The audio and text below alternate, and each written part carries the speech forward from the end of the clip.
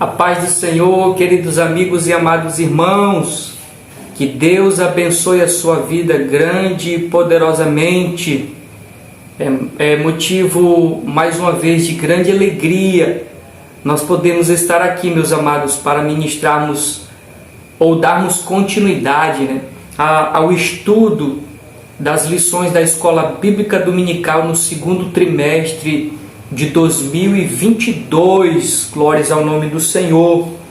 Estou postando aqui com um pouco de atraso, meus amados, me perdoe, devido a alguns contratempos aí da vida, nós estamos postando um pouco com atraso. E outra situação, geralmente eu gravo pela manhã bem cedo aqui os estudos, até para poupar a questão do barulho.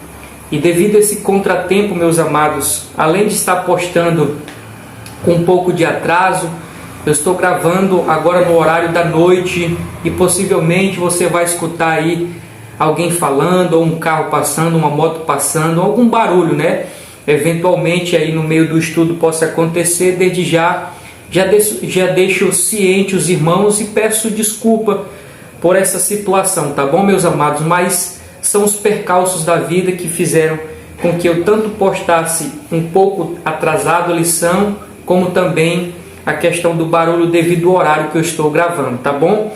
Mas, sem mais delongas, nós vamos para a nossa lição de hoje, a lição de número 9, Mas antes disso, eu gostaria de deixar registrado, como sempre faço, o tema geral da nossa lição. Acompanhe aí. O tema geral da nossa lição é os valores do reino de Deus, a relevância do Sermão do Monte para a Igreja de Cristo. Bendito seja o nome do Senhor. Esse então é o tema geral que envolve os 3 meses da nossa lição. Já o tema da lição de número 9, você acompanha aí na tela. O tema da lição de hoje é orando e jejuando como Jesus ensinou. Orando e jejuando como Jesus ensinou. Esse é então, meus amados, o tema de hoje que nós iremos estudar nessa lição tão maravilhosa e especial, a qual eu espero que seja fonte de bênção, assim como tem sido para a minha vida, seja fonte de bênção para a tua vida. Deixo aqui então registrado, meus amados, os objetivos da nossa lição. Acompanhe aí na tela. Os objetivos da nossa lição são 3. O primeiro, conceituar a oração como um diálogo com o Pai. Segundo, explicar a oração que Jesus ensinou. Terceiro, relacionar oração e jejum. Glórias ao nome do Senhor. Esses então são os objetivos da nossa lição. Nós vamos agora mostrar aqui os pontos e subpontos, ou tópicos e subtópicos da nossa lição. Acompanhe aí, meus amados, na tela. O primeiro tópico da nossa lição é: a oração é um diálogo com o Pai. O primeiro subponto é a natureza da oração. O segundo subponto é como os homens de Deus viam a oração. O terceiro subponto é a maneira de orar. O segundo tópico da nossa lição, meus amados, tem como título a oração que Jesus ensinou. Primeiro subponto diz: Jesus não condenou a oração em público. Segundo, Jesus quer que sejamos discretos. Glória a Deus. Terceiro subponto diz assim, meus amados: não useis de vãs repetições nas orações. Glória a Deus. O terceiro tópico da nossa lição, meus amados, tem como título oração e jejum. O primeiro subtópico é oração e jejum, uma combinação perfeita. O segundo subtópico da nossa lição diz o aspecto bíblico sobre o jejum. E o terceiro e último subtópico diz o ensino de Jesus sobre o jejum. Glória a Deus. Esses então são os tópicos e subtópicos, meus amados, da nossa lição, deixando aqui registrado o nosso texto áureo e a nossa verdade prática. Acompanhem na tela o texto áureo da nossa lição, meus amados, que está em Atos dos Apóstolos, no capítulo 13, no verso 2 e o 3, abre aspas, diz: Disse o Espírito Santo: Apartai-me a Barnabé e a Saulo para a obra a que tenho chamado. Então, jejuando e orando, e pondo sobre ele as mãos, os despediram. Atos, capítulo 13, verso 2 e 3. Glórias ao nome do Senhor. Esse então é o texto áureo da nossa lição. Vamos para a nossa verdade prática, acompanhe aí na tela. A verdade prática, meus amados, diz assim: a oração e o jejum são disciplinas espirituais que potencializam sensivelmente a vida piedosa do crente. Eu gostei muito dessa verdade prática e nós vamos aqui tentar extrair algumas verdades delas daqui a pouco, meus amados. Então, assim está estruturada a nossa lição de hoje, a lição de número 9. A lição de número 9. Como eu disse aos irmãos, nós temos um diferencial aqui nesse canal. Ou seja, nós não temos tanta pressa em chegar até o final, tentando buscar o máximo de conteúdo, de profundidade para o nosso enriquecimento espiritual. Eu digo também que, às vezes, meus amados, eu pego o ponto aqui da nossa lição e vou debulhando aqui para nós. Dessa feita, eu vou aqui, entre aspas, desprezar o nosso título, o nosso texto áureo, apesar de ser fonte de muitas verdades, daria para debulhar aqui muita coisa, mas eu quero me ater à verdade prática. Amém? Então, trazendo aqui algumas verdades para nós, com base na nossa verdade prática, quando ela mesmo diz assim: a oração e o jejum são disciplinas espirituais que potencializam sensivelmente a vida piedosa do crente. Então nós temos duas situações que é o foco do nosso estudo hoje: a oração e o jejum. Duas coisas características na vida de um cristão, duas verdades, duas habitualidades na vida de um cristão: a oração e o jejum.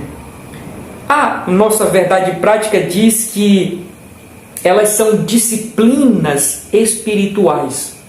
Eu lembro que algum tempo atrás nós estudamos a respeito da mordomia cristã, né? E esse aspecto que envolve a mordomia cristã. E lembro muito bem que cai também sobre essas disciplinas, fala-se dessas disciplinas espirituais.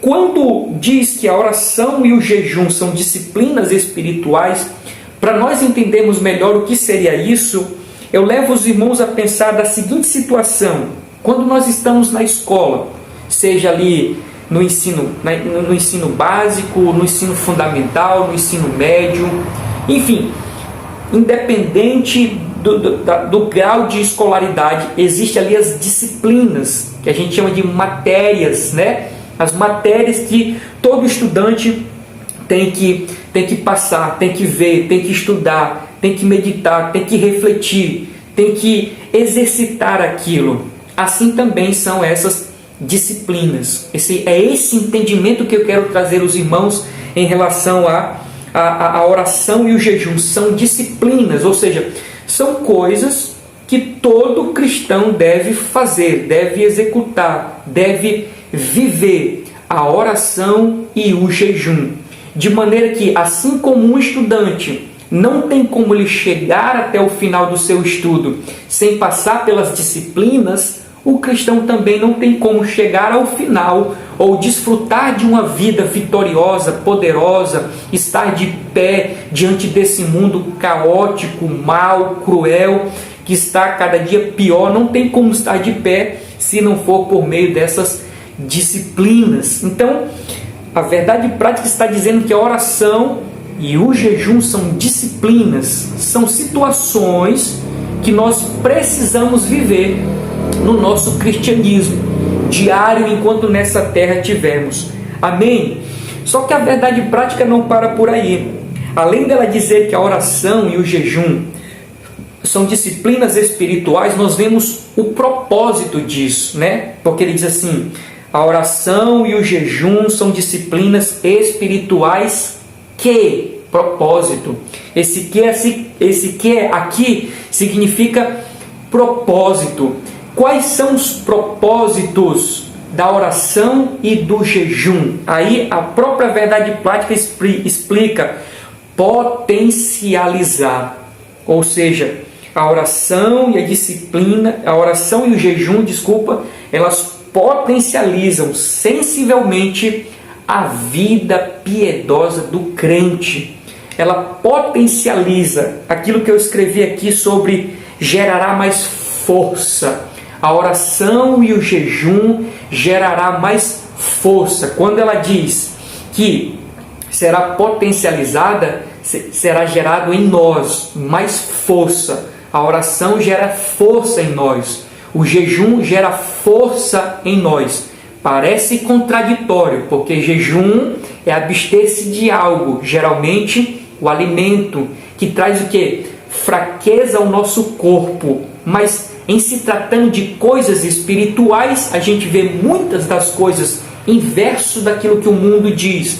Enquanto o alimento, ele mortifica a nossa carne, traz fragilidade à nossa carne, mas o nosso espírito se fortalece. Não sei se você lembra daquela frase, quando o apóstolo Paulo pede para Deus que Deus viesse tirar o espinho da carne dele. Aí a resposta de Deus foi: Paulo, Paulo, a minha graça te basta, o meu poder se aperfeiçoa onde? Na tua fraqueza. Bendito seja o nome do Senhor.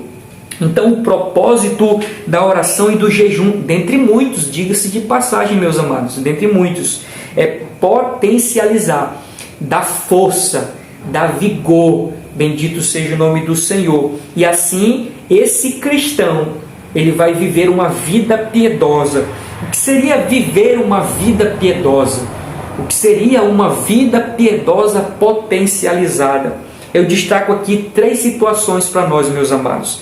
A primeira, viver mais dependente de Deus. Esse seria o viver piedoso. Quando eu tenho uma vida de oração, uma vida de jejum, uma vida de quebrantamento, uma vida de comunhão, uma vida de busca pela presença do Senhor, eu acabo desfrutando, eu tenho como consequência depender mais de Deus. É por isso que, quando essas disciplinas são executadas, há um potencializar da vida piedosa do cristão, ou seja, vai passar a ser ou viver mais na dependência de Deus. Segunda situação, as nossas prioridades mudam, meus amados. Quando nós temos essas disciplinas em nossa vida e temos uma vida potencializada, as nossas prioridades elas mudam. Já não é mais o mundo a nossa prioridade, já não é mais o materialismo a nossa prioridade, já não é mais a busca pela prosperidade a nossa prioridade. Qual é a nossa prioridade quando nós vivemos essas disciplinas espirituais? O céu, as coisas espirituais, o reino de Deus, viver a vontade do Senhor. Então note que muda, queridos, a visão das prioridades mudam. Até então Cristo disse assim: buscai primeiramente o reino de Deus, e as demais coisas vos serão acrescentados. Então, para aqueles que vivem essas disciplinas em suas vidas, meus amados, tem como característica isso, a mudança de prioridade. Bendito seja o nome do Senhor. Já não é mais aquilo que Deus pode dar. A prioridade desse crente é o próprio Deus. Porque hoje nós vemos uma geração do me dá, me dá, dá, me dá. Não tem aquela história, né? Dá, me dá. Não teremos mais uma vida como essa, de apenas ir até Deus querendo algo dele, mas Ele mesmo será a nossa busca Bendito seja o nome do Senhor. E a terceira situação, meus amados, que ilustra o que seria essa vida piedosa potencializada é desejar agradar a Deus.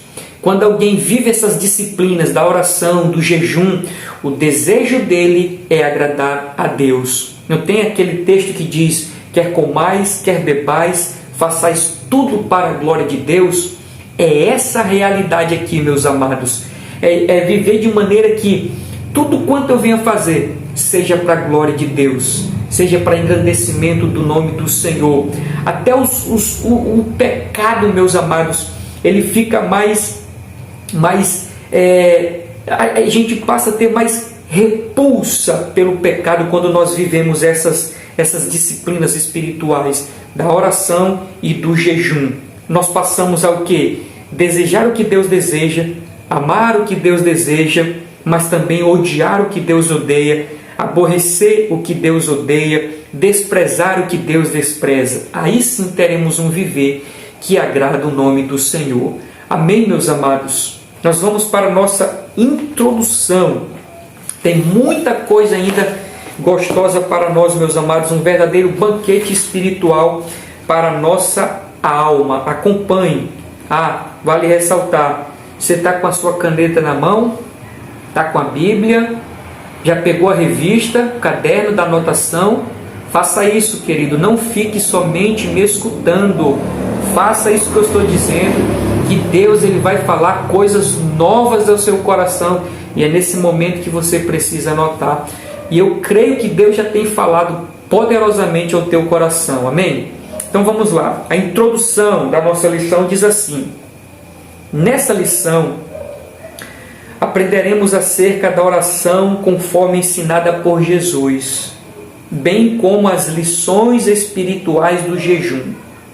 O Divino Salvador nos assegura que, orando e jejuando ao Pai em secreto, Ele não estará indiferente às aspirações da alma, isso é, às nossas orações. Contudo, é imprescindível que a oração e o jejum sejam realizados de maneira que Jesus ensinou. Por isso, estudaremos o modelo verdadeiro de oração e jejum ensinado pelo nosso Senhor Jesus Cristo.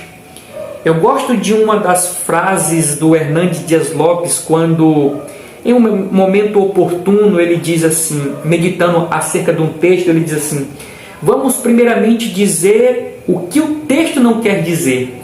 É interessante quando ele diz isso, porque quando o texto ele foi escrito com um propósito.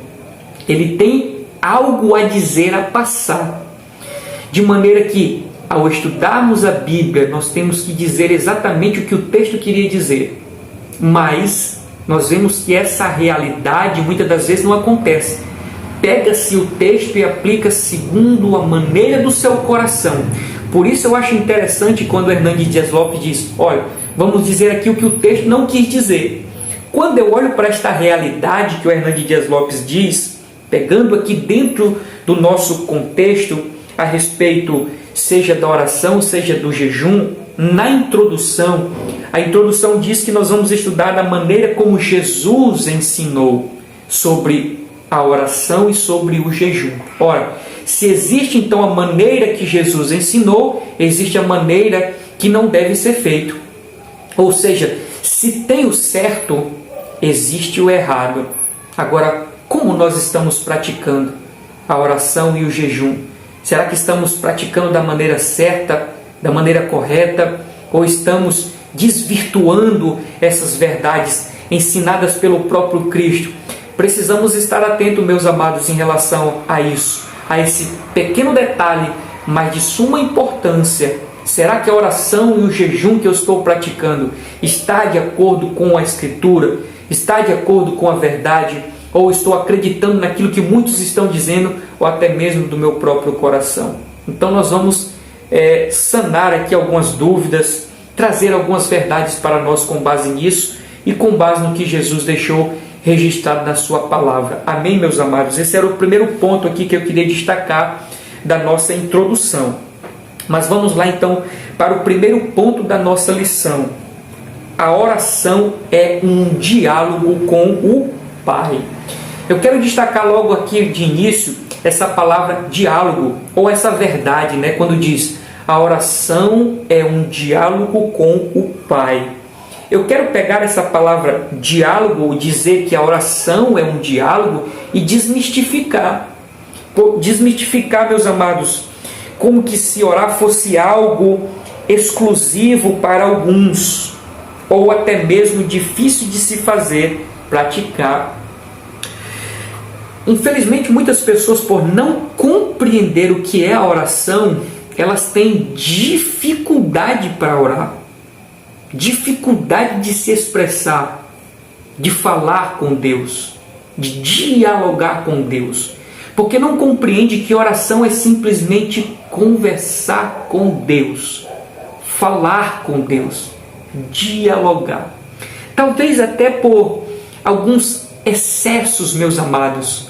Eu acredito que isso tem muito no meio pentecostal assembleano, quando aquele irmão, pega o microfone, amantíssimo, excelentíssimo e grandíssimo seja o nome do Senhor. Quem já ouviu essa oração? E o irmãozinho lá no banco vê o irmão orando e diz, meu Deus, eu não consigo dizer esse negócio.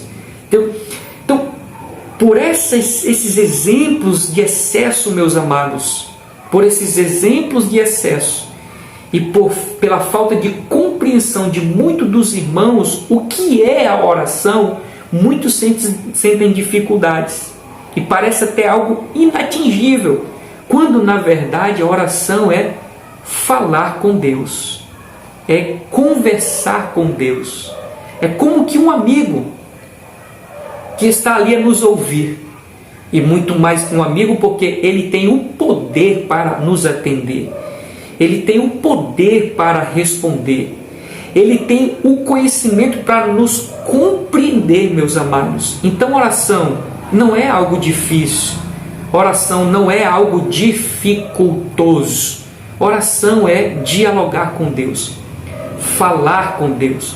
É bem verdade que se nós fôssemos para um outro campo de estudo, nós vamos ver que a oração não é algo tão simples. Simples no aspecto da contrariedade da carne. Ora, expressar-se é fácil, mas orar em si não é tão fácil, por causa da contrariedade da carne. Ou seja, a carne ela vai contra essa verdade nossa, essa busca por Deus, por meio da oração. Então existe a contrariedade da carne. Por isso que orar não é tão fácil, nesse aspecto da busca, do desejo, do querer, da vontade, por causa da contrariedade da carne. Mas a oração em si, o balbuciar é fácil, porque é um diálogo. É o momento em que eu vou agora rasgar o meu coração diante do Senhor, expressar o que eu estou sentindo, os meus desejos, as minhas vontades. Ele está ali para nos escutar, meus amados. Deus está ali para nos escutar.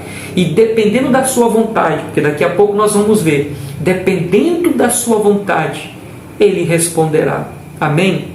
Então,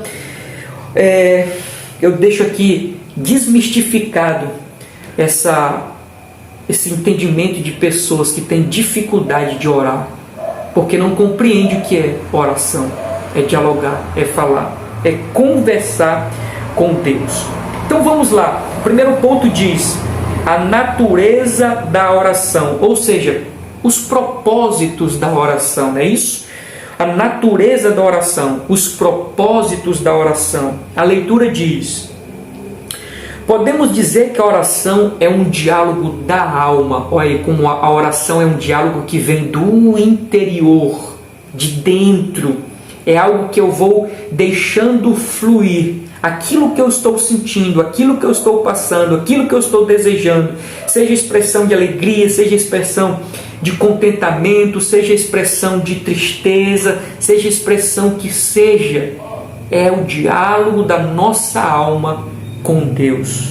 Continuando, a qual aparece na Bíblia Sagrada em diversas formas. Então nós temos aqui os propósitos da oração. Primeiro, como confissão. Então nós vemos dentro da Escritura, oração que foram feitas como confissão. Aqui ele deixa registrado em 1 Reis, primeiro livro dos Reis, capítulo 8, verso 47.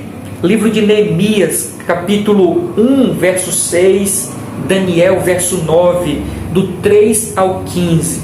Então nós vemos uma particularidade, um propósito da oração, uma confissão. Alguém que está ali confessando algo que está passando no seu interior, alguma dificuldade que esteja passando, até mesmo seus pecados, como nós vemos ali no Salmo 51, a confissão de Davi, confessando os seus pecados. Ele: limpa-me com esopo, né? Esopo, louvado seja o nome do Senhor. Que bênção, meus amados, que bênção é essa particularidade da oração. Continuando, outro propósito da oração, a adoração. Existe, irmão, você pode perguntar, existe, irmão, alguém adorar o Senhor por meio de uma oração? Perfeitamente. Salmo 45, 1 e 8, Mateus 14, verso 33, Apocalipse capítulo 4, verso 11. Alguém ali está se derramando na presença do Senhor, adorando o Senhor por meio de uma oração. Glórias ao nome do Senhor. Nós temos a comunhão, oração de comunhão. É dizer: Senhor, eu te amo, Senhor, eu te adoro, Senhor, Tu és o meu Deus, Tu és o meu Rei, Tu és o meu Senhor, Tu és tudo para mim. Uma oração de comunhão, que expressa ali uma aproximação, uma intimidade. Bendito seja o nome do Senhor. Isso está em Gênesis 18, 33, Êxodo 25, 22. Nós temos um outro propósito ou natureza da oração, que são as ações de graça. Alguém que é agradecido ao Senhor. Senhor, obrigado pelo alimento. Senhor, obrigado pela vida. Senhor, obrigado pela família. Pai, obrigado pelas conquistas. Deus, obrigado pela porta aberta. Senhor, obrigado pelo fôlego de vida. Obrigado por tudo. É uma oração de agradecimento. Uma oração de ações de graça. É a natureza da oração, meus amados. Bendito seja o nome do Senhor. Por exemplo, a lição diz aqui que Miriam teve uma atitude como essa em Êxodo, no capítulo 15, verso 20 ao 21. Débora em Juízes, no capítulo 5. E Davi em 2 Samuel, capítulo 23, do 1 ao 7. No Novo Testamento, Paulo exortou os cristãos a fazerem sempre esse tipo de oração, ou seja, oração de graça, de ações de graça. Pelo exposto, ou seja, isso que nós acabamos de falar, e em primeiro lugar, o que deve marcar prioritariamente nossas orações é a busca pela glorificação do Pai. Observe que Jesus ensinando, os discípulos chegam: Senhor, ensina-nos a orar. Aí Jesus diz: Pai nosso que estás no céu, santificado seja o teu nome. Note que a oração começa com engrandecimento, enaltecimento do nome do Senhor. Por isso que a lição está dizendo que, em primeiro lugar, o que deve marcar prioritariamente as nossas orações é a busca pela glorificação de Deus Pai. Mas também, na oração, podemos pedir, suplicar, perseverar em nosso pedido, como Daniel, no capítulo 6, verso 10, e a mulher cirofenícia fizeram. Isso está em Mateus 15, do 21 ao 28. A resposta de Deus para quem o busca incessantemente, conforme o propósito, o apóstolo Paulo nos incentiva a fazer. Finalmente, podemos ainda pontuar a oração intercessória. Glórias ao nome do Senhor. Com um exemplo de Samuel, isso está em 1 Samuel capítulo 12, verso 23, bem como da igreja primitiva, em Atos dos Apóstolos, no capítulo 12, verso 5. Então nós temos a natureza da oração, ou seja, propósitos dessa oração. Recapitulando: oração de confissão, oração de adoração, oração de comunhão, oração de ações de graça, tendo como prioridade a glorificação ao nome do Senhor e, por fim, a oração de intercessão. É quando nós, diante do Senhor, apresentamos situações, seja de enfermidade, seja de que Deus venha abrir uma porta de emprego para alguém, que Deus venha dar um escape para alguém, como quando Pedro estava na prisão. Pedro estava na prisão e a igreja começa a orar. E o anjo do Senhor vai lá e traz a libertação para aquele povo. Ou seja, a igreja intercedendo para que Deus viesse e trouxesse uma resposta, um milagre naquela oportunidade, como de fato assim aconteceu. Louvado seja o nome do Senhor. Antes de nós irmos para o próximo ponto, eu quero deixar aqui registrado, meus amados, mais uma verdade ainda nesse tópico. Quando diz assim a nossa lição: a resposta de Deus para quem o busca incessantemente. A resposta de Deus para quem busca incessantemente. Eu faço uma pergunta: Deus tem poder para fazer tudo? O que você diz?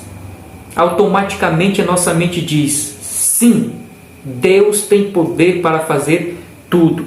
E nós vemos na Bíblia Sagrada, quando diz aquela passagem de Abraão, quando o anjo chega e diz: daqui a um ano tua mulher dará à luz um filho. E ele não acredita.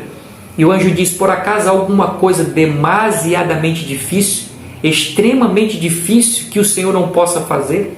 A gente sabe que a resposta é não. A Bíblia também diz: agindo o Senhor, quem impedirá? Ninguém pode impedir o agir do Senhor. Deus é o Deus onipotente, um Deus que tem todo o poder, meus amados, todo o poder. Isso ninguém tem dúvidas. Ou seja, Deus pode fazer tudo. Mas a lição está dizendo que a resposta de Deus para quem o busca incessantemente. Ou seja, o segredo de eu alcançar uma resposta de Deus é perseverar. É a afirmativa da lição. Mas será isso uma verdade? Ou toda uma verdade? Eu deixo aqui registrado, meus amados, que eu não estou querendo desestimular os irmãos de maneira nenhuma. De maneira nenhuma, não é o meu papel desestimular os irmãos a buscar, a insistir, a perseverar, porque isso a Bíblia nos instiga assim fazer. Mas também não posso garantir que ao insistir, Deus me dará a resposta. Isso é loucura, irmãos. Isso é loucura. É locubração de uma mente humana. É não levar em consideração aquilo que eu quero trazer aqui, quando eu escrevi assim dizendo: nem todos os nossos pedidos serão atendidos, pois devemos levar em conta a vontade de Deus. Não é o fato de eu insistir que Deus em algum momento vai responder. Nós temos que levar em consideração que Deus ele tem uma vontade. Ora, a Bíblia diz que o nosso coração o quê? É enganoso. A Bíblia diz que há caminhos que para o homem parecem excelentes, mas no final é o quê? Caminho de morte. Então pode ser que no nosso pedir estamos pedindo mal, como diz a Escritura. Estamos pedindo algo que vai contrário à vontade de Deus, que é boa, perfeita e agradável. Nós estamos falando de um Deus que é onisciente, um Deus que sabe tudo, irmãos.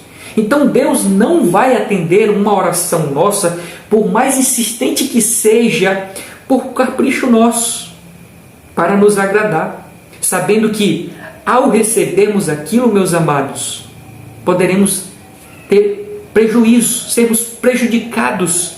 E tem mais, tem situações, por exemplo, como enfermidade, que Deus, por meio daquela enfermidade, está querendo ensinar alguém. Vocês estão entendendo, irmãos? Eu não estou aqui como o adversário do inimigo. Eu não estou como alguém que está desestimulando a busca da oração, a prática da oração, a insistência da oração. Não, mas eu também não posso ser leviano em dizer que todas as nossas orações serão respondidas, porque entra a vontade do Senhor. Amém, meus amados? Vamos para o nosso segundo ponto, que diz assim: como os homens de Deus viam a oração? Como os homens de Deus viam a oração?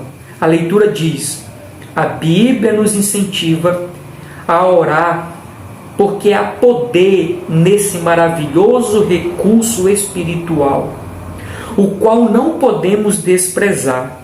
Logo que lemos a Bíblia, percebemos que a oração é apresentada como uma ordem.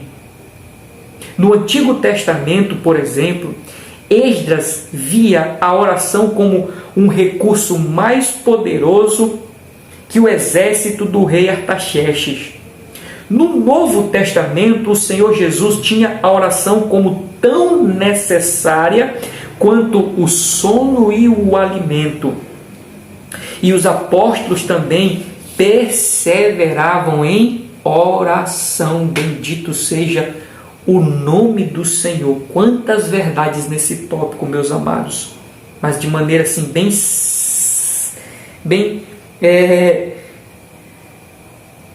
singela, bem enxuta, eu trago aqui alguns pontos para nós. Quando a lição diz assim, que a oração é um maravilhoso recurso espiritual. É um recurso espiritual, ou seja, é algo que ultrapassa o natural, meus amados. Existe esse mundo que nós vivemos, o mundo material, palpável, mas além disso, existe um mundo espiritual, onde está presente os seres celestiais, os seres espirituais. E muitas de nossas guerras, elas acontecem no mundo espiritual. Os irmãos conhecem a história que Daniel orou ao Senhor e o que? A sua oração foi impedida de chegar até o trono de Deus. Explicar isso eu não consigo, irmão, mas eu creio nessa verdade. Então, esse texto nos aponta para um mundo paralelo ao nosso mundo espiritual. E muitas de nossas guerras, elas são enfrentadas nesse mundo. Por exemplo, meus amados, quantas armadilhas não são traçadas à nossa frente, ao nosso redor, no campo espiritual para nos derrubar, nos atingir, nos lançar por terra. Quantos? Mas nós não vemos. Mas Deus está vendo, porque Ele é espiritual. Deus contempla o mundo espiritual, bendito seja o nome do Senhor. Por isso que a oração é um recurso poderoso, um recurso, diga-se de passagem, espiritual. Algumas pessoas usam a oração como um recurso. Mata aquela pessoa, Senhor, arrebenta aquela pessoa. Que é isso, irmãos? Que é isso?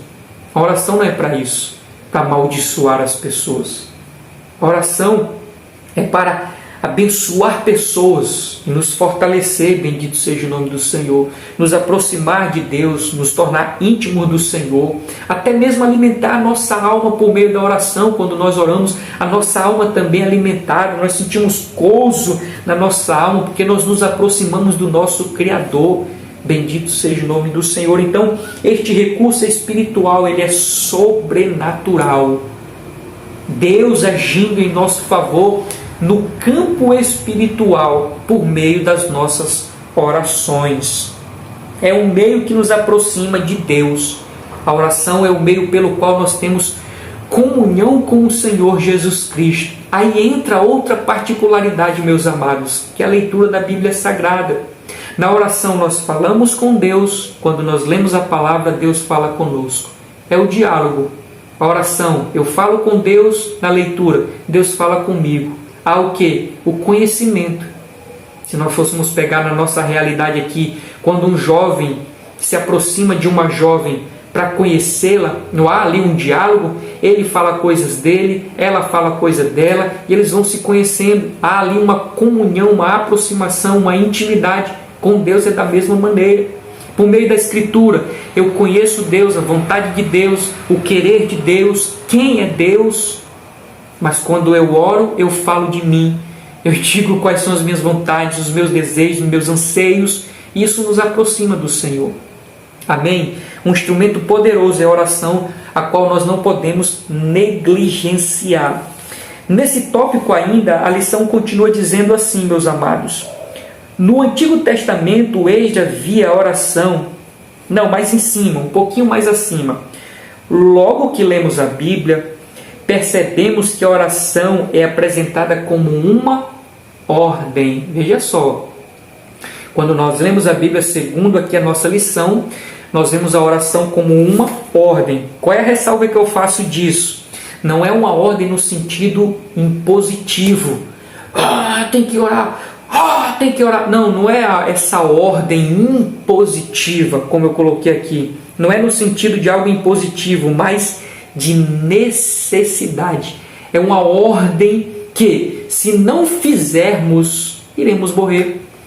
Porque a oração, o jejum, por enquanto estamos falando da oração, é uma necessidade nossa. Há quem diga que a oração é a respiração da alma. Alguém consegue respirar ou viver sem respirar? É impossível. De igual modo, alguém sobreviver espiritualmente sem a oração. Não resta outra coisa a não ser a morte espiritual. Então, quando a lição diz que na Bíblia a oração é colocada como uma ordem, não é uma ordem positiva, é uma ordem dizendo, olha, orem, senão vocês vão morrer. Ore, porque isso é necessário, é imprescindível. Não tem como viver sem. Bendito seja o nome do Senhor. Vamos avançar, meus amados, ainda dentro desse tópico. Tem mais um detalhe que eu chamo aqui para nós. No finalzinho desse tópico diz assim: no Novo Testamento, o Senhor Jesus tinha a oração como tão necessária. Veja só, no Novo Testamento, o Senhor Jesus tinha a oração como tão necessária quanto o sono e o alimento. Me diga se tem como alguém resistir muito tempo sem dormir. Me diga se tem alguém que possa resistir, estar vivo, permanecer vivo sem se alimentar. E Jesus, na sua palavra, ele coloca a oração tão necessária quanto o dormir e o alimentar-se. Está em pé de igualdade essas necessidades básicas para a subsistência humana. De igual modo, a oração para a subsistência espiritual, queridos. Bendito seja o nome do Senhor. Eu coloquei rapidinho dizendo assim: algo que não podemos viver sem. A oração é algo que não podemos viver sem. Glórias ao nome do Senhor. O terceiro subponto diz assim, meus amados, a maneira de orar. Nós vimos a natureza da oração, nós vimos como os homens viam a questão da oração, e nós vamos aqui para a maneira de orar. E diz assim a leitura: a Bíblia nos ensina que a oração tem um interlocutor direto. Portanto, vós orareis assim: Pai nosso que está nos céus, santificado seja o teu nome. Por isso, não podemos orar de qualquer maneira. E é preciso ter a mesma atitude dos discípulos a respeito da forma de orar. Abre aspas, diz: Senhor, ensina-nos a orar. E a palavra de Deus nos ensina a respeito da maneira de orar. Aí nós vamos aqui para o ensino da Bíblia a respeito da maneira como nós devemos orar. A primeira dela diz assim: a quem a oração deve ser dirigida? Aqui tem uma discussão até irrelevante que eu não queria colocar aqui, meus amados. Mas vamos na sequência que diz aqui: a quem nós devemos orar? A leitura diz: a oração deve ser dirigida a Deus Pai, em nome do seu Filho Jesus Cristo. Neemias 4:9, João 16, verso 23 e 24. Então a nossa oração é feita a alguém, não é feita ao vento, não é feita a alguma coisa inanimada, inerte, sem vida. Não, nós estamos falando com Deus, o Criador do céu e da terra, o Santo de Israel, o ser mais sobre-excelente que possa existir, e não há que se compare a Ele, meus amados. É dessa pessoa que nós estamos diante quando nós vamos orar. Por isso, não podemos fazer a nossa oração de qualquer maneira, Daqui a pouco nós vamos ver algumas coisas mais. Então, a quem nós oramos? A Deus. Oh, meus amados, que nós possamos, todas as vezes que nós formos dobrar os nossos joelhos, ou nos encontrarmos em um momento de oração, temos essa percepção, meus amados, de que nós estamos diante daquele que é inimaginável, daquele que é inigualável, daquele que a Bíblia diz que a terra é o estrado dos seus pés, glórias ao nome do Senhor, daquele que sabe as estrelas e chama cada uma pelo seu nome, daquele que sabe quantos fios de cabelo nós temos na nossa cabeça, meus amados. É desse que nós estamos diante quando nós oramos. Bendito seja o nome do Senhor. Vamos adiante para a segunda situação a respeito da maneira de como orar. Diz assim, então, o segundo aspecto, a postura do corpo na oração. A postura do corpo na oração. A leitura diz: não há uma exigência específica na Bíblia a respeito da postura do crente no ato da oração, pois as Escrituras revelam formas diversas de orar. Em pé, tem lá, deitado, prostrado, assentado, andando, de joelhos, com as mãos estendidas e etc. Então, a dúvida que paira na mente de muitos é: ora, se eu estou diante desse Deus Todo-Poderoso, irmão, que você acabou de falar, como eu devo me portar? Na Bíblia não tem postura definida, não. Pelo contrário, nós vemos diversas posturas. Eu cito até a oração de Jonas. Ele orou dentro da barriga do peixe, num local fétido, porque um ventre de um peixe fede, e era lá que ele estava, num lugar imundo, num lugar sujo, escuro, no fundo do mar, do oceano. Mas ainda assim, naquele ambiente, ele orou ao Senhor e Deus respondeu a sua oração. Então, não há postura, meus amados, assim, definido na Escritura, tem que ser desta maneira. Não há. Há posturas diversas. Mas eu chamo atenção aqui para um detalhe para nós. Eu chamo aqui um detalhe para nós. Por exemplo, se eu estou no meu quarto, eu posso orar deitado, eu posso orar sentado, eu posso orar de joelhos, eu posso orar com o rosto no chão, que a gente chama de rosto no pó, né? Eu posso orar deitado, jogado no chão. Eu estou no meu quarto. Eu digo que muito mais que uma postura certa, orientada pela Escritura, eu digo que deve prevalecer o bom senso, ou seja, o que vai prevalecer é o ambiente onde eu estou. Ora, se eu estou numa igreja, irmãos, lotada, cheia de gente, eu vou me jogar no chão? Não faz sentido. Eu posso estar sentado no meu banco, ou eu posso estar de pé orando ao Senhor com as mãos levantadas, eu posso estar até mesmo de joelhos. Tudo vai depender, meus amados, tudo vai depender da circunstância onde nós nos encontramos. Entende? Então, deixa aqui registrado essa verdade para nós. Avançando, o horário da oração. O horário da oração. A leitura diz: ter um horário regular para falar com Deus é bíblico e bom. Mas a Bíblia também diz que devemos orar sempre. Bendito seja o nome do Senhor. Então está falando a respeito do horário. Qual é o melhor horário?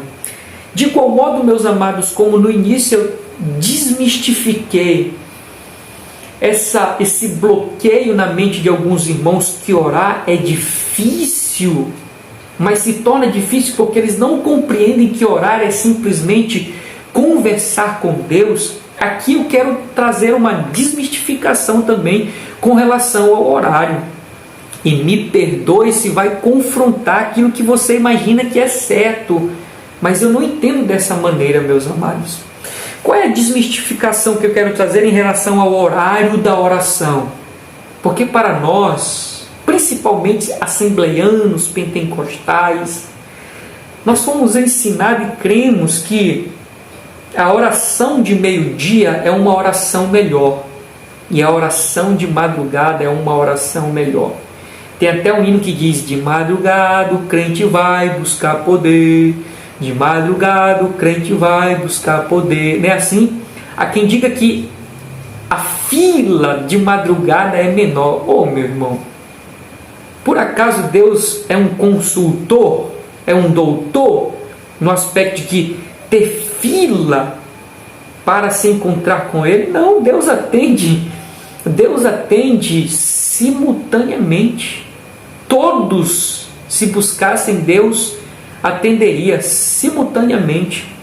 Então não existe esse negócio de dizer que de madrugada a fila é menor. Não, queridos. Não existe um momento específico que, se eu buscar ali, Deus é melhor, parece que Deus vai me responder melhor. A oração de meio-dia, uma oração boa, uma oração... é a mesma coisa, queridos. Tudo vai depender do nosso coração, a quantidade de entrega que nós estamos fazendo naquele momento, independente do horário, queridos. Mas nós temos essa ilusão de que de madrugada a oração é melhor, de madrugada Deus vai me ouvir, enfim, Deus vai responder. Queridos, qualquer horário vai depender da sua entrega. Amém? Vamos adiante. O lugar. Nós falamos a respeito a quem nossa oração deve ser dirigida, a postura que devemos ter, o horário da oração e o lugar da oração. A leitura diz assim: o lugar da oração. Jesus disse que podemos orar secretamente em nosso aposento, em outro lugar solitário. A ideia é de intimidade.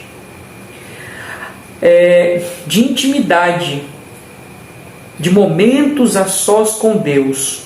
O apóstolo Paulo diz que podemos orar em todo lugar. Bendito seja o nome do Senhor, em todo lugar. Que nós devemos orar em todo o lugar.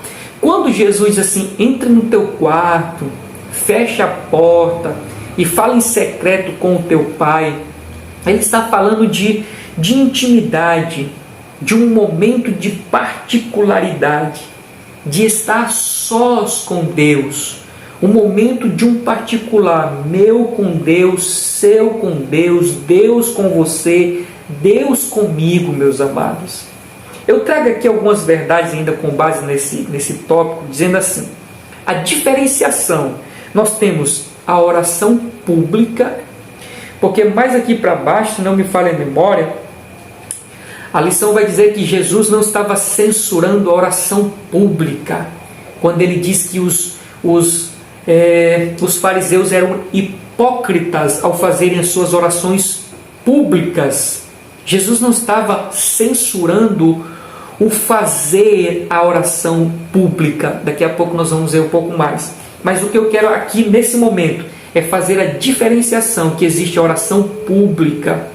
É aquela oração que você faz diante ou em conjunto com o círculo de oração, com um grupo de obreiros, com os jovens e os adolescentes, é aquela oração com a igreja, com todos os irmãos, é aquela oração numa visita com outras pessoas, a oração pública. Mas tem a oração particular, que é aquele momento que você está só você e Deus, bendito seja o nome do Senhor. E dentro desse tópico também do lugar onde deve orar, eu quero também trazer uma outra desmistificação, meus amados. Outra desmistificação, que é a questão do orar no monte.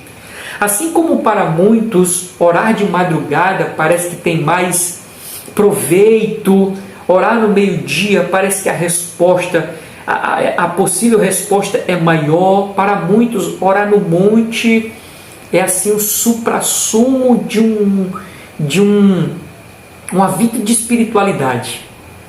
É como se no monte eu estivesse mais perto de Deus. As pessoas fazem isso. De maneira que agora eu orar no meu quarto não vai funcionar, ou em qualquer outro ambiente não vai funcionar, não, tem que ser no monte. E instigam as pessoas a irem para o monte, para o monte, para o monte, para o monte. Que é isso, irmãos? O próprio apóstolo Paulo diz que nós devemos orar em todo o lugar, viajando, descansando, até na hora do alimento a gente ora. Em todo lugar, meus amados, em todo lugar. Eu já falei aqui que Jonas orou onde? Dentro da barriga do peixe. Nós vemos ali aquele servo do Senhor orando para que Deus viesse curá-lo da sua enfermidade. Nós vemos diversas situações do povo orando. E pessoas da nossa atualidade se apegam a isso, a essa verdade que no monte é mais especial. Não, queridos, em qualquer lugar nós podemos orar.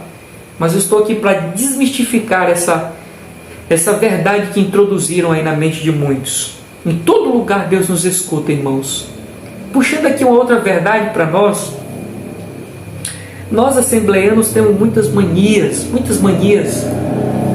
Algumas coisas até irrefletidas, meus amados. Por exemplo, não sei se você na sua caminhada de fé ouviu alguém dizer assim: a sua oração não vai passar desse teto. Não é assim que funciona? Você já ouviu isso? Puxa, mas onde é que entra a onisciência de Deus?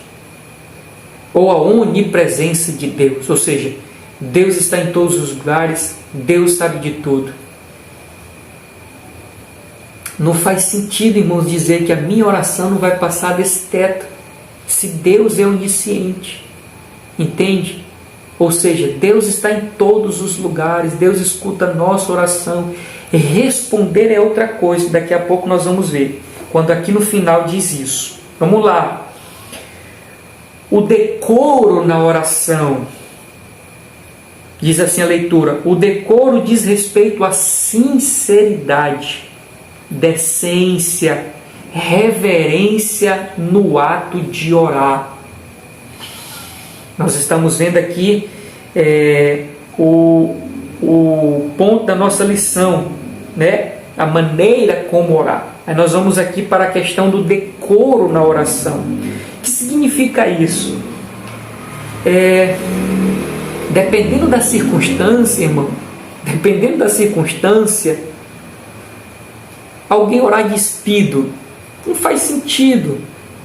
Dependendo das circunstâncias, imagine que alguém está num país desse que não pode ser cristão e ele foi pego pelos seus algozes, tiraram sua roupa. Algo impede daquele homem fazer a sua oração diante do Senhor de maneira que Deus não escute, não ouça? Mas se a circunstância me favorece estar vestido, porque eu vou estar nu, despido, irmãos? Entende? Só de, me perdoe a expressão, de peça íntima. Não faz sentido, irmãos. Não faz sentido. Precisamos estar alinhados, porque nós estamos diante do Rei dos Reis, do Senhor dos Senhores, meus amados. Senhor dos Senhores. E outra coisa, com relação às palavras. Hoje nós vivemos aquilo que eu chamo de evangelho hashtag, pastores hashtag. o evangelho light, ou seja, as pessoas chamam Deus de brother. Deus é o meu brother, Deus está na nossa vibe. Isso são palavras, meus amados, que ninguém usa nem para um presidente, uma autoridade desta terra, que dirá o Rei dos Reis e Senhor dos Senhores, né? Chama de palavras humanas para Deus, irmãos, humanas para Deus. Nós precisamos ter cuidado em relação a isso.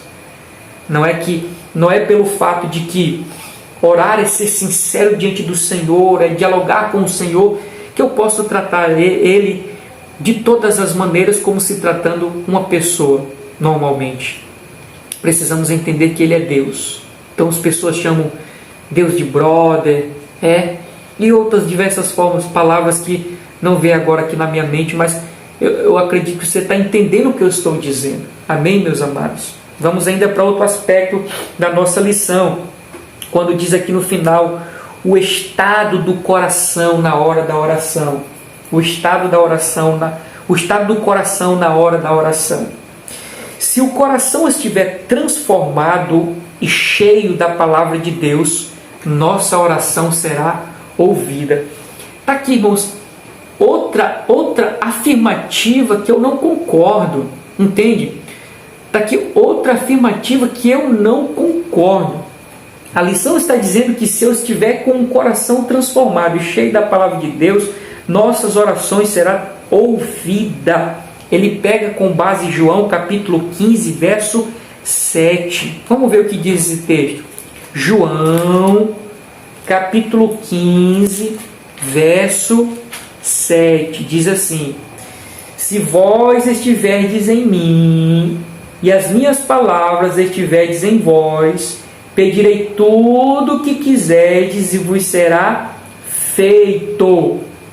O que isso significa, irmão? Significa dizer que tudo que eu pedir, Deus vai me dar? Sim, mas tem as condicionais. Quais são as condicionais? É que segundo o texto aqui, se nós estivermos em Deus e a palavra dele em nós. O que isso significa? Significa um viver dependente da vontade do Senhor. É petições que eu vou fazer que não vai contrariar a vontade do Senhor. Ora, se eu estou alinhado com Deus na sua palavra, dificilmente eu vou fazer petições que vão contra a vontade do Senhor. Aí sim, Ele vai nos atender. Não é simplesmente, meus amados, como diz aqui, eu ter um coração transformado e cheio da palavra de Deus, que qualquer petição que eu for fazer, Deus vai me escutar. Imagine, se eu tenho um coração transformado, meu coração está cheio da palavra de Deus, mas eu posso fazer algumas petições que não cabem. Por exemplo, Senhor, me faz rico, Senhor, me faz bilionário. Faz sentido, irmãos? Faz sentido? Então, quando nós estamos alinhados com Deus, dificilmente vamos fazer petições que vão contrário à vontade do Senhor. Aí sim, Ele nos atenderá. São esses cuidados, queridos, que eu tenho em relação ao Evangelho. Eu não gosto de ser, muito positivista nisso, dizer que tudo vai ser atendido, tudo vai ser contemplado. Não, queridos, eu não vou por essa linha. Eu prefiro ir pela consciência, pela maturidade, levando em consideração a vontade também do Senhor. Por exemplo, hoje, na nossa atualidade, é inconcebível Deus pedir a vida de alguém. É inconcebível Deus pedir a vida de alguém. Mas no passado assim acontecia. É tanto que o apóstolo Paulo disse que ele estava sendo entregue como libação, irmãos. Libação. Ora, se Deus permitir que a minha vida seja ceifada, o que eu posso fazer? Eu sou dele. Ele me comprou, eu sou servo dele. Se ele quer a minha vida, o que eu posso fazer? Não, mas hoje não. Deus o livre. Deus o livre. Deus o livre. Por que nós estamos vivendo esta realidade? Por causa do evangelho triunfalista. O evangelho de hoje, ele é triunfalista. E não é triunfalista no aspecto de que a vida venceu a morte, a santidade venceu o pecado. Não é esse aspecto. É no aspecto materialista, de estar sempre por cima, irmãos. Quando o contexto da Bíblia Sagrada diz que os que querem ser primeiros, que sejam os últimos. Entende? Mas vamos adiante. O segundo ponto da nossa lição diz assim: a oração que Jesus ensinou. O primeiro ponto diz: Jesus não condenou a oração em público. Foi o que eu falei ainda agora há pouco, nós vamos para a leitura. No texto bíblico em estudo, o Senhor Jesus não condenou a oração pública, visto que, pelo aspecto bíblico, ela é aceitável e recomendada. O que Jesus condena é a oração, quer individual, quer coletiva, dominada pelo espírito de exibição, ostentação, cuja intenção do orador é ser visto e louvado pelos homens, o que os hipócritas fariseus buscavam. Um cristão transformado por Jesus anda em sinceridade com Cristo, não busca a glória para si e age com humildade. Será que o contexto nosso, irmãos, aponta para isso? Para pessoas que têm a oração como algo para mostrar-se, exibir-se, colocar-se em evidência? Eu não tenho dúvidas disso, irmãos. Não tenho dúvida. Corremos o risco de incorrer nisso, mas que Deus tenha misericórdia de que nós venhamos tomar o momento do orar como uma forma de exibir-se para as pessoas, mostrar-se para as pessoas, como no tempo de Jesus aconteceu na vida dos fariseus. Jesus censurou não o fato deles estarem orando em público, mas porque Jesus ele conhecia o quê? O coração das pessoas. Jesus conhecia o interior das pessoas e sabia que eles estavam fazendo exatamente para serem vistos. Que Deus tenha misericórdia, meus amados. Eu fiz aqui um apontamento dizendo assim: a pessoa verdadeiramente transformada nem passa em sua mente que a oração é para se exibir. Quem tem um coração transformado nem passa na mente, irmãos. Não tem nenhum fio desse sentimento de vanglória, não tem.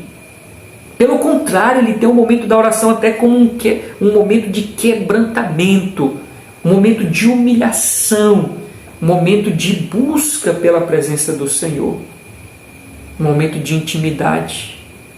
E lindo é isso, meus amados, que tenhamos sempre um coração assim, que não tenha a oração como um meio de exibir-se, mas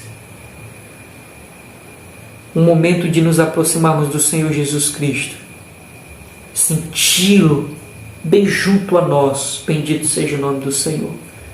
Vamos avançar. O segundo ponto diz assim: Jesus quer que sejamos discretos. Jesus quer que sejamos discretos. As expressões entra no teu aposento, algumas versões diz no teu quarto, e fecha a porta, não significa que devemos ter um quarto só para a oração. É claro que podemos fazer de algum cômodo de nossa casa um local particular para falarmos com o Pai.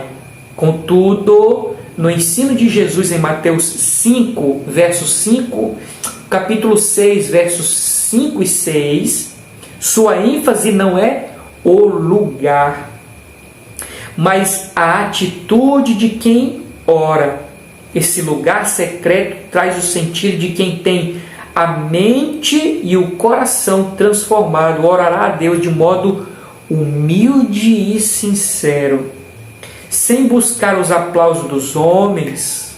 Para o cristão, o lugar secreto é visto como especial, a fim de se afastar do mundo e estar sozinho com Deus. Ele sabe que a sua recompensa não vem dos homens, mas do Pai que está nos céus. Oh, meus amados, o que Deus quer é que nós saiamos do público e entremos num particular com Ele. Que ali sim, meus amados, as nossas máscaras caem. Que ali, junto dele, a nossa prepotência, a nossa arrogância, a nossa soberba, ela seja quebrada, ela seja desfeita. Que na presença do Senhor nós sejamos humilhados, meus amados, porque assim, na presença dos homens, seremos também humildes. Bendito seja o nome do Senhor Jesus para todos sempre, meus amados irmãos. Deixando aqui algo que eu escrevi. Lugar secreto aponta para um particular de Deus conosco. Um lugar que Deus vai ter um particular conosco. Lembrei até de uma canção agora da Ludmilla Feber. Alta madrugada vai, já estou deitado, mas ouço Deus me chamar. Sua voz suave é como um sussurro. Ouço Deus me chamar. Meu coração se aperta, eu ando tão cansado, tenho trabalhado tanto. Meu coração se aperta ao ouvi-lo me chamando, me chamando, me chamando, me chamando, me chamando. Eu vou, já estou indo ao teu encontro, Senhor. Glória! Um encontro, um particular com Deus, meus amados. É o propósito da oração, encontrar-se com Deus. Não para mostrar-se, não para exibir-se, não para dizer que é íntimo de Deus. Que Deus tenha misericórdia de nós, meus amados. Que Deus tenha misericórdia de nós. Eu digo que alguém que ora muito é alguém que é muito humilde, queridos, diante do Senhor. Quando alguém tem a oração e essa oração reflete uma vida de arrogância, de querer mostrar espiritualidade, essa oração não é aceita por Deus, não está de fato na presença do Senhor. Porque a oração na presença real do Senhor, ela nos humilha, queridos, ela nos humilha. Glórias ao nome do Senhor. Avançando, meus amados, aqui no nosso terceiro ponto, não useis de vãs repetições nas orações. Eu digo para vocês que desde os 3 anos de idade eu faço parte da Assembleia de Deus aqui na minha cidade, São Francisco do Pará. E quando criança eu tinha dificuldade de compreender essa verdade aqui. Não useis de vãs repetições. Mas vamos lá. Quando a oração é balbuciada apenas por palavras vazias, perde o foco, que é Deus, e se firma nas vãs repetições. Sobre esse assunto, Cristo novamente combate os escribas e os que fazem longas orações. Não é verdade que o Senhor despreza longos períodos de oração, pois na Bíblia encontramos esse tipo de oração. Mas o que ele contraria aqui é a atitude de alguém achar que quanto mais fizer barulho, Deus lhe ouvirá. Esse procedimento era particular dos pagãos. Veja só. Bem como se observa no caso dos profetas de Baal. Isso está no primeiro livro dos Reis, no capítulo 18, do 25 ao 29. Ora, na Bíblia encontramos orações curtas, feitas pelos homens de Deus, com verdadeiro sentimento, e que foram respondidas prontamente, como que, por exemplo, Salomão, Ezequias. Oração que tem repetição, mas que não envolve futilidade, mecanismo, tem o seu valor e é aceitável, pois assim Jesus orou. Quando entregamos tudo nas mãos de Deus em oração sincera e humilde, Ele cuida de nós. Bendito seja o nome do Senhor. Então fala aqui a respeito de orações não somente longas, mas vãs repetições. O ponto que eu quero destacar aqui para nós, meus amados, são dois. O primeiro, Jesus ele não está censurando as repetições, mas as vãs repetições. Como eu disse aos irmãos, esse texto, quando eu criança, me angustiava porque eu orava e apresentava as mesmas coisas praticamente todas as noites. E eu me deparo com esse texto e dizia as vãs repetições. E eu dizia, será que eu estou orando em vão? Será que Deus não vai escutar as minhas orações? Será que eu estou orando errado? Aí o ensino que eu trago para nós é que Jesus não está censurando as repetições, mas as vãs repetições. Ou seja, palavras vazias, meus amados. Se você for observar, e esse é o segundo ponto que eu destaco aqui para nós, uma oração, ainda que longa, ainda que repetitiva, mas se ela é carregada de sentimentos, é aceitável diante do Senhor. Imagine que você está orando pela conversão de um filho, seu filho que está nas drogas, sua filha que está na prostituição, enfim, seu esposo que vive no álcool. Você está ali todas as noites orando, mas o sentimento ele é verdadeiro, ele é real, meus amados. Então, o que Cristo está censurando aqui não são as repetições, mas vãs repetições, como eu escrevi aqui. São palavras vazias, desconexas, sem nexos, meus amados, sem nexos. Sem uma intenção ou uma intensidade real na presença do Senhor Jesus. Alguém de realmente concentrado na sua oração até o trono do Senhor Jesus Cristo. Lembro-me que quando trabalhando em uma empresa eu chegava cansado. Nessa época eu era vendedor. Devido ao cansaço, meus amados, eu acredito que muitos de nós já passamos por isso. Talvez você vá até dar risada, mas acontece. Devido ao cansaço, a gente já estava até falando coisas sem nexo, né? Talvez até ali abençoando Satanás. Quem já orou assim? Eu já orei assim devido ao cansaço, meus amados. Mas não é isso ainda o foco do nosso estudo aqui. São palavras vazias, palavras sem sentidos, sem ter sentimentos reais. E é isso que Deus censura, ou Jesus censurou, olhando para os fariseus, que além de quererem serem vistos, eram simplesmente palavras vazias,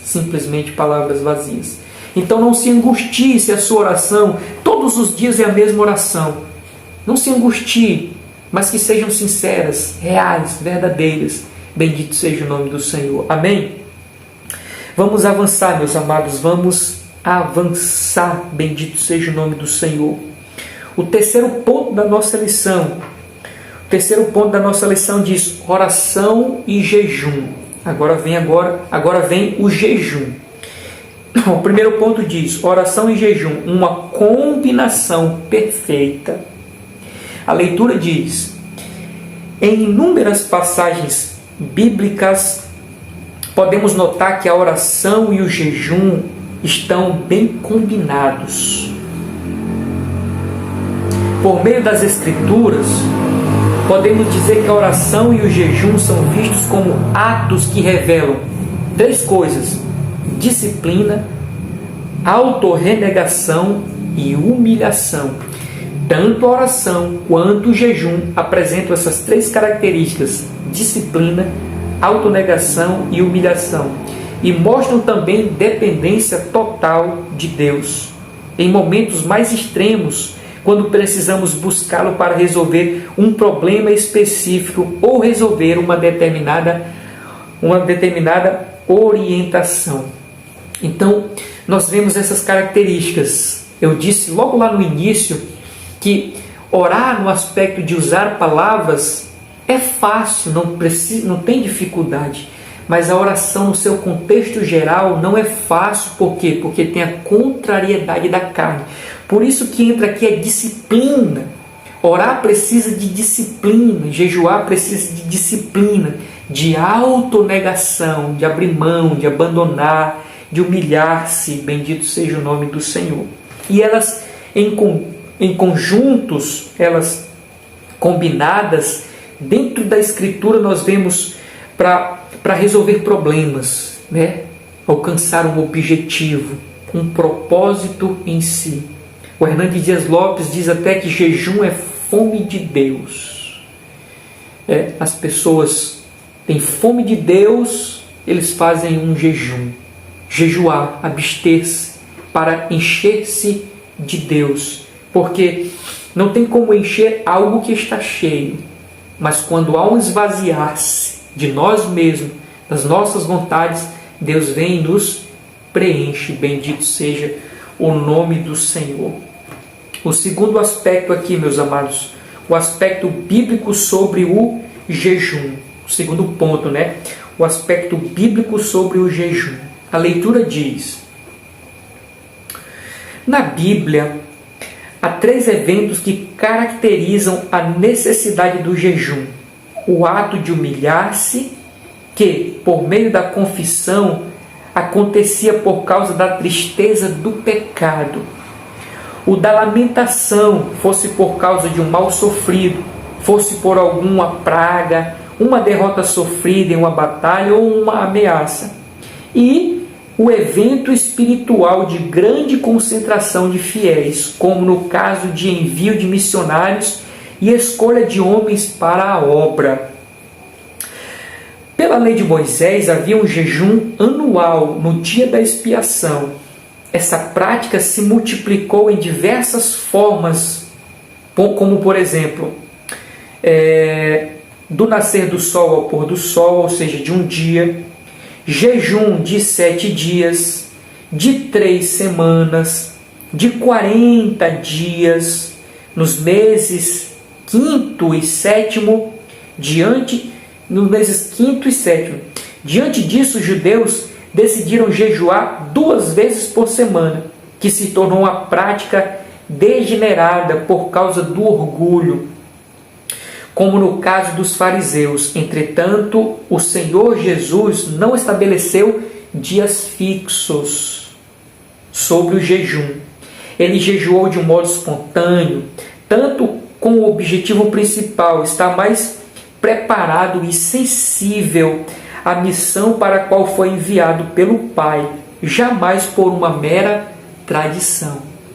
Então nós vemos aqui 3 situações que a Bíblia apresenta o povo, essa realidade do jejum.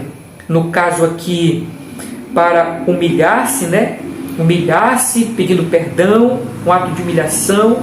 Nós temos o lamento por uma causa sofrida, por uma derrota, uma praga. Jejuar por uma situação, por exemplo, lá com a rainha Esther. Todo o povo jejuou para que Deus viesse socorrê-lo, eles daquela situação que estavam vivendo de perseguição por Amã, e Deus deu vitória. Bendito seja o nome do Senhor. E outros eventos espirituais aqui que a nossa lição deixa registrado. Depois a lição leva a sequência dizendo que o jejum foi estabelecido uma vez por ano dentro da lei mosaica, mas multiplicou-se, e desse um ano teve jejum, aparecendo jejum de um dia, jejum, como diz aqui a nossa lição, de 3 dias, de 7 dias, de 3 semanas, de 40 dias. Jesus jejuou 40 dias. Há quem diga que Elias também jejuou 40 dias. Há quem diga que Moisés jejuou 40 dias. Na verdade, Moisés foi 80 dias, porque ele ficou 40, voltou, veio aqui, destruiu as tábuas, depois ele voltou para mais 40 dias e 40 noites. Só Deus para sustentar, meus amados, algo extraordinário. Então, não tem, como disse aqui a nossa lição, Jesus não estabeleceu um dia fixo, um dia, 2 dias, como muitos se apegam, meus amados, fazem campanha, campanha de jejum de Daniel de 21 dias, como se isso fosse como uma espécie de mantra, sabe? Jejum de 40 dias, queridos, pelo amor de Deus, o que vale nesse momento é a sinceridade do coração, meus amados. O que vale nesse momento é a sinceridade do coração. Pode ser de um dia, de uma semana, de um mês, não tem nada estabelecido, que faça com sinceridade, com propósito, porque, meus amados, o que eu tenho visto de pessoas que se vangloriam porque jejuam, irmãos, meu Deus do céu, tomam aquilo como um ato grande de espiritualidade, que sobressai até das demais, que se assim não jejuarem. Só Deus para ter misericórdia, irmãos. Só Deus para ter misericórdia. Então, tenhamos cuidado, porque somos suscetíveis a essas coisas, meus amados. Tenhamos cuidado. Vamos para o terceiro ponto da nossa lição, que diz assim: o ensino de Jesus sobre o jejum. Segundo o Sermão do Monte, entendemos que a prática do jejum é livre, não é algo obrigatório, é livre, voluntário, desejo da pessoa, espontâneo. Isso porque deve nascer do desejo genuíno da alma, com motivos especiais. Olha só, quer seja diante do perigo, quer seja diante da tristeza ou da tentação. No texto de Mateus 6, do 16 ao 18, o ensino do jejum também é a respeito da humildade e descrição na prática. Para jejuar não é preciso desfigurar o rosto e ostentar espiritualidade, pois nosso Senhor ensina: unge a cabeça e lava o rosto. Assim como a oferta e a oração, o jejum não pode ser usado para atrair os olhares humanos, pois trata-se de uma prática piedosa diante de quem? Diante do Pai. É o momento para ser desfrutado diante do Pai, com propósitos reais, irmãos, propósitos reais, não para exibir-se, não para dizer que é mais santo, não para dizer que é mais íntimo, não para dizer que tem poder, não para dizer que, enfim, irmãos, só Deus para ter misericórdia, só Deus, que seja um momento nosso com o Pai. Glórias ao nome do Senhor. Toda prática verdadeiramente piedosa busca a glória de Deus. Glória a Jesus.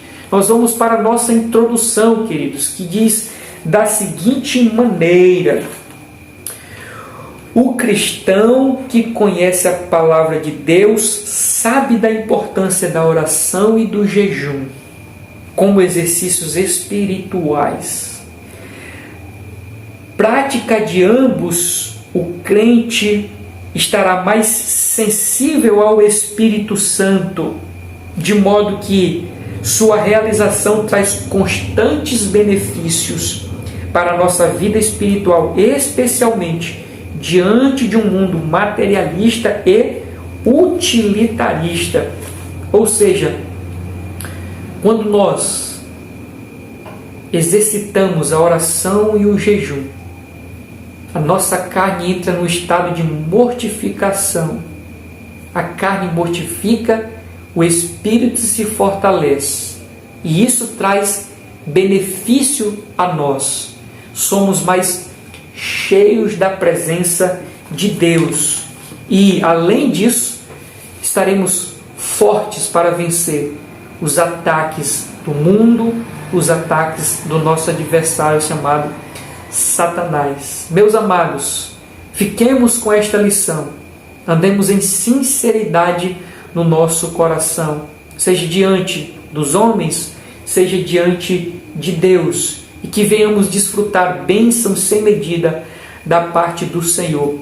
Espero eu ter contribuído para a sua vida espiritual. Fique na paz do Senhor, que Deus abençoe a sua vida poderosamente, e permitindo o Senhor, estaremos aqui na próxima semana com mais uma lição, em nome de Jesus. Amém e amém.